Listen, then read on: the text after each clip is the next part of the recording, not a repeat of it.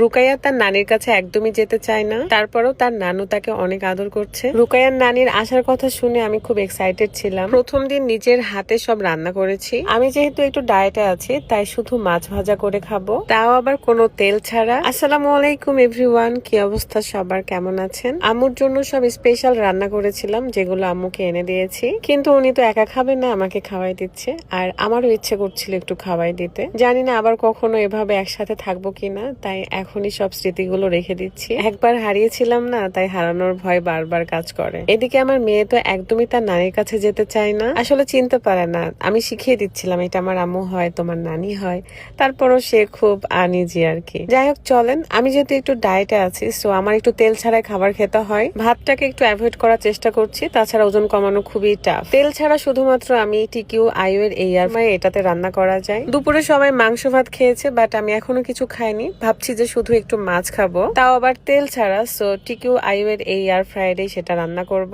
আপনারা যারা এই এয়ার ফ্রায়ার গুলো নিতে চান তারা অবশ্যই টিকিউ আইও ফেসবুক পেজে ভিজিট করবেন, পেজটা আমার ভিডিও ডেসক্রিপশনে দেওয়া আছে। সকল ধরনের ফ্রাই থেকে শুরু করে beef stake, chicken stake, pizza, pasta, cake থেকে শুরু করে পুডিং সবকিছুই আপনি রান্না করতে পারবেন। সো আমি সব ধরনের মশলাগুলো দিয়ে ভালো করে মাখিয়ে নিয়েছি। এখন এটাকে একটা একটা করে এয়ার ফ্রায়ারে দিয়ে দিলাম। বাই দা ওয়ে মাইক্রোওভেনেরও কাজ করে এটা অনেক ভালো কাজ করে দেখে বাংলাদেশে এখন এটা বেশ জনপ্রিয়তা লাভ করেছে। আমার বাসায় তো কয়েকটা মডেল নিয়ে রেখেছি, কারণ এগুলো অনেক ভালো কাজে দেয়। হঠাৎ করে মেহমান আসলে যে কোনো কিছু হুট করে রান্না করা যায়। আধা ঘন্টার মতো রেখেছিলাম এবং খুব সুন্দর করে এটা ফ্রাই হয়ে গিয়েছে এন্ড খুবই সুন্দর স্মেল বের হচ্ছিল। আমার এদিকে অনেক ক্ষুধা লাগছে, আমার তো তর্স হয়েছে না কখন খাবো। ভাতটাকে একটু অ্যাভয়েড করছি, কারণ ভাত খেলে ওজন কমানো খুবই কঠিন। সো দুইটা মাছ নিলাম, লেবু চিপে দিলাম, এখন এটা খুব মজা করে খাবো।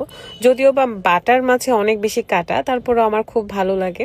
আমার শাশুড়ি মায়েরও বাটার মাছ খুব পছন্দ। এটাই ছিল আজকে ঝটপট করে টিকিউ আইও এয়ার ফ্রায়ারে রান্না করা। ডায়েটে থাকলে নিজে নিজে এইভাবে রান্না করে খেয়ে নি। আর আমাকে দেখে অনেকে বলছেন আপু কিভাবে শুকালেন, অনেক কষ্টে শুকাইছি ভাই। যাক বিদায় নিচ্ছি, সবাই ভালো থাকবেন, আল্লাহ হাফেজ।